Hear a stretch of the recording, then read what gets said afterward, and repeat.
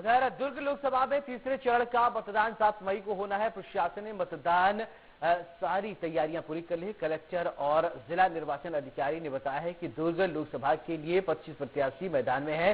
कुल 20,90,414 मतदाता हैं और मतदान दल 6 मई को रवाना किए जाएंगे।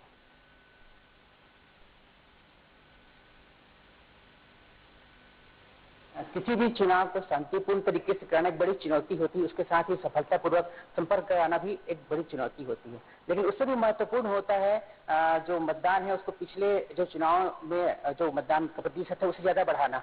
और इसके लिए जो है दुर्ग जिला प्रशासन जो है, दुर्ग जिला निर्वाचन जो है अपने प्रशासनिक अमले के साथ लगातार लगा हुआ है।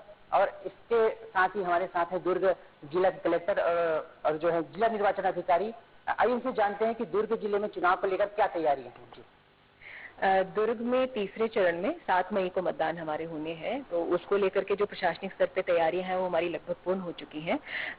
मशीनों की अगर बात करते हैं तो हमारे मशीनों की फर्स्ट और सेकंड रैंडमाइजेशन हमने हमारे कैंडिडेट्स और पॉलिटिकल पार्टीज के साथ कर लिया है। ऑब्जर्वर साहिबान भी उपस्थित थे।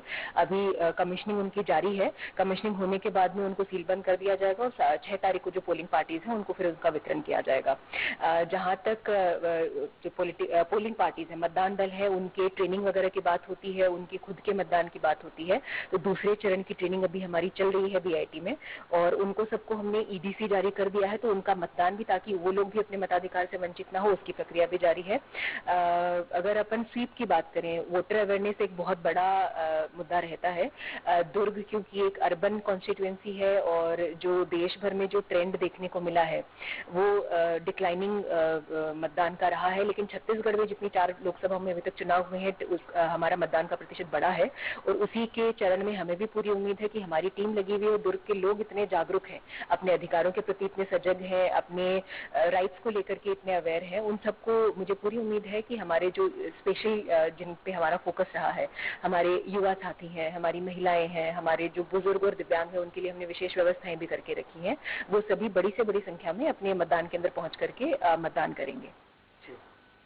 मतदान केंद्रों के बारे में भी अगर मैं बात करना चाहूं तो गर्मी को देखते हुए इलेक्शन कमीशन ऑफ इंडिया ने बहुत ही स्ट्रिक्ट इंस्ट्रक्शंस जारी किए हैं, जिसमें मतदान केंद्रों में छाया की, पानी की, फर्स्ट एड की व्यवस्थाएं की गई हैं। हमारी एम्बुलेंसेज भी मोबिलाइज रहेंगी ताकि अगर किसी भी तरीके की कोई इशू आता है तो उसको हम सुधार सकें।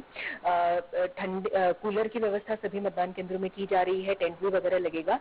इसके साथ ही जो हमारे दिव्यांग और बुजुर्ग मतदाता हैं जिन्होंने एट होम वोटिंग करी है, उनकी वोटिंग हमने 2 चरणों में 28 और 30 तारीख को करवा ली है। जो मतदाता रथ का यूज करना चाहते हैं उनसे भी हम लगातार आवेदन ले रहे हैं, तो उनको घर से पिकअप और ड्रॉप की फैसिलिटी रहेगी और प्रायोरिटी क्यूइंग उनकी रहेगी। तो मतदान दल केंद्र पर आने के बाद भी हम पूरा प्रयास कर रहे हैं कि सुगम तरीके से बिना देरी किए आप अपना वोट कास्ट कर सकें। इसके साथ ही दुर्ग जिले में सुरक्षा व्यवस्था को लेकर भी क्या तैयारियां हैं? एमसीसी जैसे ही इफेक्ट में आता है, हमारी जो एसएसटी की टीम्स है वो सक्रिय हो जाती हैं। जो एक्सपेंडिचर ऑब्जर्वर सर हमारे पास में एसीआई की ओर से भेजे गए हैं, उन्होंने भी लगातार फील्ड में इंस्पेक्शन करके हमारी टीम्स के साथ में समीक्षा करके उसकी तैयारियां की हैं।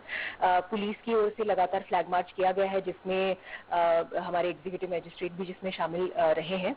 सीआरपीएफ जो आर्मी होती है वो अभी 1-2 दिन में आना शुरू हो जाएंगी। एक बार उनको जब उनका एरिया अलॉट हो जाएगा तो वो लोग भी फ्लैग मार्च करेंगे, अपने अपने पोलिंग बूथ की स्थिति को समझ करके वो लोग भी स्थिति को नियंत्रण में करेंगे। इसके साथ ही जो शस्त्र लाइसेंस है वो निलंबन हो जाते हैं, उनको हम शस्त्रों की जब्ती हम कर लेते हैं। प्रिवेंटिव जो कार्यवाहियां होती हैं, 107-16 की कार्यवाहियां, 152 की कार्यवाही वो भी लगातार चल रही है। इसके साथ ही जो गंभीर टाइप के अपराधी हमारे हैं उनको हमने जिला बदर की कार्यवाही भी की है। लगभग 5 के करीब लोग हैं जिनको हमने जिला बदर का आदेश किया है, ताकि चुनाव के टाइम पे किसी भी प्रकार की लॉ एंड ऑर्डर की सिचुएशन, विवाद की स्थिति निर्मित ना हो और फ्री, फेयर एंड ट्रांसपेरेंट तरीके से कैंडिडेट्स अपनी फाइट करें और हमारे वोटर्स बिना किसी प्रलोभन के और बिना किसी दबाव के अपने मतदान का उपयोग करें।